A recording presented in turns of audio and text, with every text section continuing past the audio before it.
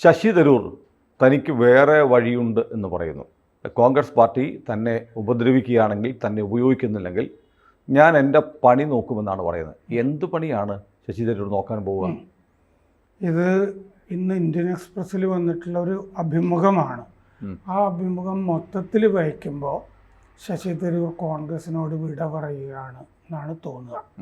ഇതിന് മുമ്പ് പറഞ്ഞപ്പോഴൊന്നും അങ്ങനെ എനിക്ക് തോന്നിയിരുന്നില്ല. പക്ഷേ ഇതൊരു കോൺഗ്രസ്സുകാരൻ പറയുന്ന വാചകങ്ങൾ പോലെ അല്ല. അതിൽ ഏതാണ്ട് മനസ്സുകൊണ്ട് പാർട്ടി വിട്ട പോലെയാണ് ഈ സംസാരിച്ചിരിക്കുന്നത് മുഴുവൻ. അതിൻ്റെ ശീർഷകം even those against Congress vote for me എന്നാണ്. കോൺഗ്രസ്സിന് എതിരായവർ പോലും എനിക്ക് വോട്ട് ചെയ്യുന്നു. അത് ആ ശീർഷകത്തിനോട് വിയോജിപ്പ് ശശി തരൂർ അഭിമുഖം വന്ന ശേഷം വിയോജിപ്പ് പ്രകടിപ്പിച്ചിട്ടുണ്ട്. പക്ഷെ ആ ശീർഷകം തെറ്റാണെന്ന് എനിക്ക് തോന്നുന്നില്ല. കോൺഗ്രസിനോട് വിരോധമുള്ളവരും ശശി തരൂർ നോട്ട് ചെയ്യാറുണ്ട് എന്ന് മാത്രമല്ല, ശശി തരൂര് അത് പറഞ്ഞിട്ടുണ്ട്. ഇതിൻ്റെ അകത്ത് 4 തവണ തിരുവനന്തപുരത്ത് ജയിച്ചത് കോൺഗ്രസ്സിൽ അല്ലാത്ത ആളുകൾ പോലും എനിക്ക് വോട്ട് ചെയ്തത് കൊണ്ടാണ് എന്ന് അഭിമുഖത്തിൽ പറഞ്ഞിട്ടുണ്ട്. അപ്പോൾ അതെടുത്ത് തലക്കെട്ടാക്കി. അതെ, ആക്കി. അതിലെന്താ തെറ്റ്? അങ്ങനെയാണ് കോൺഗ്രസ് ഇനിയും മുന്നേറേണ്ടത് എന്നും കൂടി അഭിമുഖത്തിൽ പറയുന്നുണ്ട്. കാരണം ഈ പാർട്ടിക്ക് പുറത്തുള്ള വോട്ടുകൾ കൂടി സമാഹരിക്കണം. അങ്ങനെ പാർട്ടിയുടെ ബേസ് വളർത്തിക്കൊണ്ടുവരണം എന്ന ആശയം അതിൻ്റെ അകത്തുണ്ട്. എന്ന് പറഞ്ഞാൽ ശശി തരൂർ എന്താണോ ചെയ്തുകൊണ്ടിരിക്കുന്നത് തിരുവനന്തപുരത്ത്, അതാണ് പാർട്ടി ദേശീയ തലത്തിൽ ചെയ്യേണ്ടത് എന്നാണ് അദ്ദേഹം നിർദ്ദേശിക്കുന്നത് പാർട്ടിയോട്. പക്ഷേ ഈ പൊതുവെ ഈ വിടപറച്ചിൽ പോലത്തെ ഒരു അഭിമുഖമായതുകൊണ്ട് അവസാനം അതിൻ്റെ അകത്ത് ചോദിക്കുന്നുണ്ട്, അങ്ങനെയാണെങ്കിൽ നിങ്ങൾ പാർട്ടി വിടുമോ എന്നുള്ള ചോദ്യം വരുന്നുണ്ട്. അങ്ങനെ വിടില്ല എന്ന് കർശനമായിട്ട് പറയുന്നില്ല. അവിടെ വിയോജിപ്പുകൾ പ്രകടിപ്പിക്കാനും പാർട്ടിക്കകത്ത് കഴിയുമായിരിക്കും എന്ന് പറഞ്ഞിട്ട് അദ്ദേഹം പറയുകയാണ്, അല്ലെങ്കിൽ സ്വതന്ത്രനായിട്ടിരിക്കാം. പക്ഷേ അങ്ങനെ സ്വതന്ത്രനായി ഇരുന്നിട്ടും കാര്യമില്ല, ഏതെങ്കിലും ഒരു പാർട്ടിയുടെയൊക്കെ പിന്തുണ എപ്പോഴും ആവശ്യമായിട്ട് വരും. ഇതാണ് പറയുന്നത്. അപ്പോൾ അത് വളരെ ക്ലിയറായി അദ്ദേഹം അതൊരു വാതിൽ തുറന്നിട്ടു. അതായത് താൻ വേണമെങ്കിൽ ഒറ്റ വാക്കിൽ നോ, ഞാൻ ഒരിക്കലും പോവില്ലെന്ന് ഒറ്റ വാക്കിൽ, കോൺഗ്രസിന്റെ ആത്മാവാണ്, ഒറ്റ വാക്കിൽ ആ ചർച്ച അവസാനിപ്പിക്കായിരുന്നു. പക്ഷേ ചർച്ചകൾക്ക് ഉള്ള വാതിൽ തുറന്നിട്ടിരിക്കുന്നു. ചർച്ചകൾക്ക് വേണ്ടി മാത്രമല്ല, തനിക്ക് ഇറങ്ങി പോവാനുള്ള വാതിലും തുറന്നിട്ടിരിക്കുന്നു. അങ്ങനെയാണ്. അത് ഏത് തരത്തിൽ എങ്ങോട്ട് പോകണം എന്നുള്ളതിനെ പറ്റിയൊക്കെ ഇപ്പം മനസ്സിൽ പലതരം ചർച്ചകൾ നടക്കുന്നുണ്ടാവും. നേരത്തെ പോകണോ? കാരണം അങ്ങനെ പോവുകയാണെങ്കിൽ MP സ്ഥാനം രാജിവെക്കുകയൊക്കെ വേണമല്ലോ. അല്ലാതെ ഇനി അതിൻ്റെ അകത്ത് നിന്നിട്ട് കാര്യമില്ല. കെ മുരളീധരൻ അല്ലാതെ വേറൊരാളും സപ്പോർട്ട് ചെയ്തിട്ടില്ല. ചർച്ചയ്ക്ക് ചാനലുകളിൽ നിന്ന് വിളിച്ചിട്ട് പല ആളുകളും ചർച്ചകളിൽ പങ്കെടുക്കാൻ തയ്യാറായിട്ടുമില്ല കോൺഗ്രസിൽ നിന്ന്.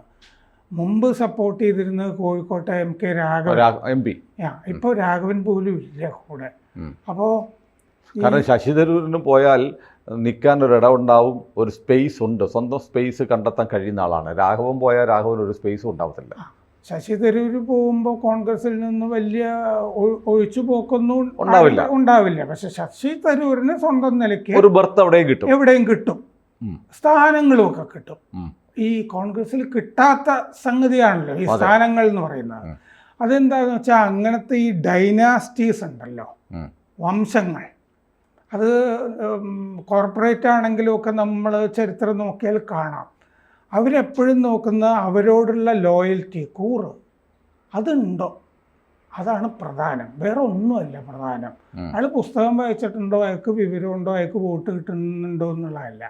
നമ്മുടെ കുടുംബത്തോട് അയാൾക്ക് കൂറുണ്ടോ എന്നുള്ളതാണ്. കുടുംബത്തോട് കൂറില്ല എന്ന് തെളിയിച്ചയാളാണ് ശശി തരൂർ.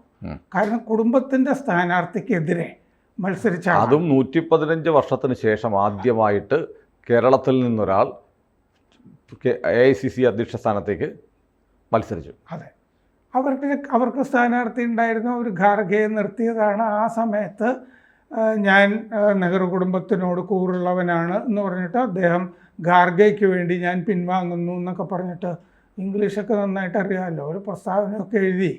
അങ്ങനെ പോയാൽ അത് കൂറൊക്കെ ആയിട്ട് കരുതിയേനെ.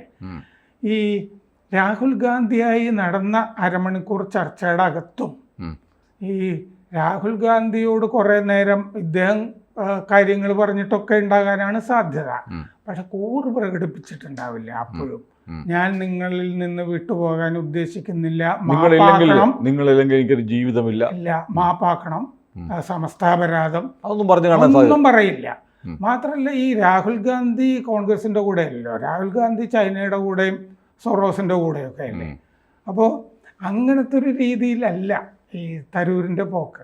തരൂര് ഈ ഇൻ്റർവ്യൂവിൽ പറയുന്നത് എന്താണെന്ന് വെച്ചാൽ, തരൂര് സ്വയം പറയുന്ന അദ്ദേഹത്തിന് ധാരാളം കഴിവുകളുണ്ട്. തർക്കമില്ലാത്ത കാര്യമാണ്. എഴുതാനറിയാം, അദ്ദേഹത്തിന് പ്രസംഗിക്കാനറിയാം. ഈ കഴിവുകളൊന്നും പാർട്ടി ഉപയോഗിക്കുന്നില്ല. അപ്പം പാർട്ടിക്ക് ഈ എന്നെ ആവശ്യമില്ലെങ്കിൽ എൻ്റെ മുമ്പിൽ വാതിലുകൾ തുറന്നു കിടക്കും. അല്ല, ആ വാതിലുകൾ എന്ന് പറയുന്നത് പുള്ളിക്കൊരു നല്ല പ്രഭാഷകനായിട്ട് ലോകം മുഴുവൻ സഞ്ചരിക്കാം, വേണമെങ്കിൽ ഒരുപാട് പുസ്തകങ്ങൾ എഴുതാം, അതൊക്കെ ആയിക്കൂടെ? അതല്ല അദ്ദേഹം ആലോചിക്കുന്നത് എന്നുള്ളത് അഭിമുഖം വായിച്ചാൽ വളരെ വ്യക്തമാണ്. അദ്ദേഹം രാഷ്ട്രീയത്തിൽ അദ്ദേഹത്തിൻ്റെ ഇന്നിങ്സ് തീർന്നതായിട്ട് അദ്ദേഹം കരുതുന്നില്ല. അദ്ദേഹം മുമ്പ് ചില പാർട്ടിക്കാർ ചർച്ച ചെയ്ത കാര്യങ്ങളൊക്കെ എനിക്കറിയാം. അദ്ദേഹം ചില ഈ ഉപരാഷ്ട്രപതി തുടങ്ങിയ സ്ഥാനങ്ങളൊക്കെ ചോദിച്ചതായിട്ടൊക്കെ എനിക്കറിയാം. ചില വ്യക്തികൾ ചർച്ച ചെയ്ത വ്യക്തികൾ തന്നെ എന്നോട് പറഞ്ഞിട്ടൊക്കെ ഉണ്ട്. അപ്പോൾ അദ്ദേഹത്തിന് അങ്ങനത്തെ സ്ഥാനങ്ങളൊക്കെ ആഗ്രഹിക്കുന്നുണ്ട്. മാത്രമല്ല, അദ്ദേഹം ആഗ്രഹിക്കുന്നു എന്ന് പറഞ്ഞു കഴിഞ്ഞാൽ ഈ പാർലമെൻ്ററി രാഷ്ട്രീയത്തിൽ വന്നു കഴിഞ്ഞാൽ പിന്നെ അതൊരു സ്ഥാനമോഹം എന്ന് പറയുന്നതിൽ അർത്ഥമില്ല. അതൊക്കെ വന്നു ചേരുന്നതാണല്ലോ. പക്ഷേ സ്വാഭാവികമായി കോൺഗ്രസിൽ നിന്ന് ഇത് വന്നു ചേരുന്നില്ല. ഒന്ന്. രണ്ട്, കോൺഗ്രസിനൊരു സ്ഥാനവും കൊടുക്കാനില്ല. അതെ, എല്ലാം ഫീൽഡാണ്. അദ്ദേഹത്തിനൊന്നും കൊടുക്കാനില്ല. അതിന് ഭരണമില്ലല്ലോ. ഭരണമില്ല, കോൺഗ്രസിനകത്തും ഇല്ല, ഭരണവുമില്ല. ഇന്നും ഒരു സ്ഥലത്തും കിട്ടാനും പോകുന്നില്ല. എല്ലാ സ്ഥലത്തു നിന്നും ആളുകൾ ഓടിച്ചു വിടുകയാണ്. ഞാൻ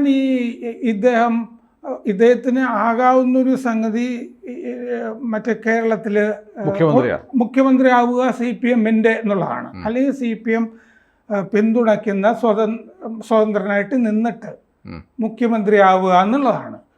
അതായത് രാമേന്ദ്രൻ സാർ നിരീക്ഷിക്കുന്നത് ശശി തരൂർ കോൺഗ്രസ് വിട്ടാൽ CPM-ൻ്റെ കൂടെ പോകുന്നതാണോ? ഞാൻ പറഞ്ഞു തീർന്നില്ല. BJP-യുടെ കൂടെ എന്ന് പറഞ്ഞില്ല, CPM-ൻ്റെ മുഖ്യമന്ത്രി എന്ന് പറഞ്ഞുകൊണ്ടാണ് ചോദിച്ചത്. അതെ, അദ്ദേഹത്തിന് അങ്ങനെ ഒരു ഓഫർ വന്നു കൂടായികയില്ല എന്ന് ഞാൻ കരുതുന്നു. കാരണം ഈ നേതൃത്വ പ്രതിസന്ധി കോൺഗ്രസിൽ വല്ലാതെ ഉണ്ട് എന്ന് തരൂർ പറയുമ്പോൾ അങ്ങനെ ശശി തരൂരിന് കൊടുക്കാൻ വേണ്ടി ഒരു മുഖ്യമന്ത്രി സ്ഥാനമുണ്ടോ? അപ്പോഴാണ് പിന്നെ എൻ്റെ ആലോചന തീർന്നില്ല എന്ന് ഞാൻ പറയുന്നു. അങ്ങനെ ഞാൻ ആലോചിച്ചു, അവരൊന്നാമത് അത് കൊടുക്കുമോ? കാരണം അതൊന്നല്ലേ ഉള്ളൂ. എന്ത് കാര്യത്തിന്? അപ്പോൾ അതിൽ കുറഞ്ഞ് ദേശാഭിമാനി സ്റ്റഡി സർക്കിളിൻ്റെ പ്രസിഡന്റ് ആകാമെന്ന് പറഞ്ഞു കഴിഞ്ഞാൽ ശശി തരൂർ പോകും. ദേശാഭിമാനി ആഴ്ചപ്പതിപ്പിൻ്റെ എഡിറ്ററായിട്ടോ. അങ്ങനെ ഒരു സാധനവും CPM-ൻ്റെ കയ്യിലും കൊടുക്കാനില്ല. എന്തുകൊണ്ട്? ദേശീയ തലത്തിൽ അതൊരു കക്ഷിയല്ല. കോൺഗ്രസിനെ സംബന്ധിച്ച് എന്തൊക്കെയാണെങ്കിലും കേരളത്തിൽ മുഖ്യമന്ത്രിയെങ്കിലും ആവണമെന്ന് ശശി തരൂരിന് ആഗ്രഹമുണ്ട്. കോൺഗ്രസിൽ ഒരിക്കലും നടക്കാൻ പോകുന്നില്ല. സതീശനും കിട്ടത്തില്ല, രമേശനും കിട്ടത്തില്ല. സമയമാകുമ്പോൾ ഡൽഹിയിൽ നിന്നൊരു കാക്ക വന്ന് കൊത്തിക്കൊണ്ടുപോകും. അതെ, അത് ശരിയാണ്. ഹൈക്കമാൻഡ് അവിടെയാണല്ലോ. അപ്പോൾ ഈ രമേശ് ചെന്നിത്തലയ്ക്ക് ഇറക്കി വിടുന്നത് AK ആൻ്റണിയാണെന്നൊക്കെ എന്നോട് ആളുകളൊക്കെ പറയാറുണ്ട്. ആൻ്റണി വളരെ അപ്രസക്തനാണ്, ഒരു കാര്യമില്ല. ആൻ്റണി വിചാരിച്ച ഒന്നും നടക്കില്ല. അപ്പോൾ ശശി തരൂർ വിചാരിക്കുന്നത് കോൺഗ്രസ്സിൽ ഇവിടെ നേതൃത്വ പ്രതിസന്ധി ഉണ്ട് എന്ന് പറയുമ്പോൾ അദ്ദേഹമാണ് ആ നേതാവാകാനായിട്ട് അർഹനും യോഗ്യനും. മുഖ്യമന്ത്രി സ്ഥാനാർത്ഥിയാവാനും അദ്ദേഹമാണ് അർഹനും യോഗ്യനും. തൻ്റെ മുന്നിലുള്ള അടുത്ത വഴി BJP ആണെന്ന് തീരുമാനിച്ചാൽ BJP എന്ത് കൊടുക്കും? BJPക്ക് പിന്നെ വേണമെങ്കിൽ എന്തും കൊടുക്കാം. പക്ഷേ അതിൻ്റെ ആവശ്യം BJPക്ക് ഉണ്ടോ? അതെ, അതും ആലോചിക്കേണ്ട. BJPക്ക് എന്ത് ഗുണം ശശി തരൂർ വന്നതുകൊണ്ട്? കാരണം തിരുവനന്തപുരം മണ്ഡലം 15,000-15,000 വോട്ടിനാണ് തോറ്റുപോയത്. ഞാൻ തിരുവനന്തപുരത്ത് BJP ഒക്കെയായി ബന്ധമുള്ള ഒരു യോഗത്തിൽ പങ്കെടുത്തപ്പോൾ എന്നോട് അവിടെ ഉത്തരവാദപ്പെട്ട ഒരാൾ പറഞ്ഞത്, നമ്മുടെ വീഴ്ച കൊണ്ട് 10,000-ഓളം വോട്ടുകൾ പോൾ ചെയ്യാതെ പോയിട്ടുണ്ട്. ലിസ്റ്റ് എടുത്ത് നോക്കിയപ്പോൾ എങ്ങനെ തോറ്റു എന്നുള്ള ഒരു പരിശോധന നടത്തിയപ്പോൾ ഉറപ്പായും ബൂത്തിൽ ചെന്ന് പോളിംഗ് സ്റ്റേഷനിൽ പോയിരുന്നെങ്കിൽ ചെയ്യുമായിരുന്ന വോട്ടുകൾ 10,000-ഓളം തിരുവനന്തപുരം മണ്ഡലത്തിൽ ചെയ്യാതെ പോയി. അതുകൂടെ വന്നിരുന്നെങ്കിൽ രാജീവ് ചന്ദ്രശേഖർ ജയിക്കുമായിരുന്നു. ജയിക്കുമായിരുന്നു. അപ്പോൾ ബി ജെ പിയുടെ ഒരു പ്രവർത്തനത്തിലുണ്ടായ വീഴ്ച കൊണ്ടാണ് തോറ്റതെന്ന് ബി ജെ പി സ്വയം വിലയിരുത്തിയിട്ടുണ്ട്, അല്ലെങ്കിൽ സംഘപരിവാർ വിലയിരുത്തിയിട്ടുണ്ടെന്നാണ് ഞാൻ മനസ്സിലാക്കുന്നത്. അപ്പോൾ അങ്ങനെ ഇരിക്കുമ്പോൾ ജയിക്കാവുന്ന സീറ്റാണ് തിരുവനന്തപുരം. അത് തരൂരിന് കൊടുക്കേണ്ട ഒരു കാര്യമില്ല. അല്ല, ബി ജെ പി സത്യം പറഞ്ഞാൽ മുമ്പൊന്നും ഞാൻ ചർച്ചയിൽ പറഞ്ഞിട്ടില്ല. ബി ജെ പി ഒക്കെ ശശി തരൂരുമൊക്കെ ആയിട്ട് ചർച്ച നേരത്തെ നടന്നിട്ടുള്ളതാണ്. ശശി തരൂരിൻ്റെ ആവശ്യങ്ങളൊക്കെ അംഗീകരിക്കാൻ അന്നും പ്രയാസമായിരുന്നു. അത് ഇപ്പോഴും പ്രയാസമായിരിക്കും. അത് പിന്നെ എന്താണെന്ന് വെച്ചാൽ ശശി തരൂരിന് ഇനി കോൺഗ്രസ് സീറ്റ് കൊടുക്കാനുള്ള സാധ്യത വളരെ വിരളമാണ്. അതെ, അല്ല ബി ജെ പിയിലേക്ക് വന്നാലും ശശി തരൂർ ആവശ്യപ്പെടുന്നത് കുറഞ്ഞ വർഷം വിദേശകാര്യമന്ത്രിയെങ്കിലും ആയിരിക്കും. വളരെ മനോഹരമായി അത് കൈകാര്യം ചെയ്യുന്നുണ്ട് ജയശങ്കർ. അത് ചെയ്യുന്നുണ്ട്. അങ്ങനെ ഒരാളെ റീപ്ലേസ് ചെയ്യേണ്ട ഒരു കാര്യം. അദ്ദേഹത്തിന് താല്പര്യമുള്ള അദ്ദേഹം അന്ന് ചോദിച്ചതായിട്ട് ഞാൻ മനസ്സിലാക്കുന്ന ഉപരാഷ്ട്രപതി സ്ഥാനമാണ്. അതിനും വേണ്ടത്ര ആളുകളൊക്കെ ഒക്കെ ഉണ്ട്, ഇഷ്ടംപോലെ ആളുകളുണ്ട്. അപ്പോൾ ഏതായാലും തരൂര് വാതിൽ തുറന്നിട്ടു, ഇനി എങ്ങോട്ടാണ് യാത്ര എന്ന് തീരുമാനിച്ചാൽ മതി. കൂടുതൽ വാർത്തകളും വിശേഷങ്ങളും നിങ്ങളിലേക്ക് എത്താൻ ABC മലയാളം സബ്സ്ക്രൈബ് ചെയ്യുക, ബെൽ ബട്ടണും അമർത്തുക.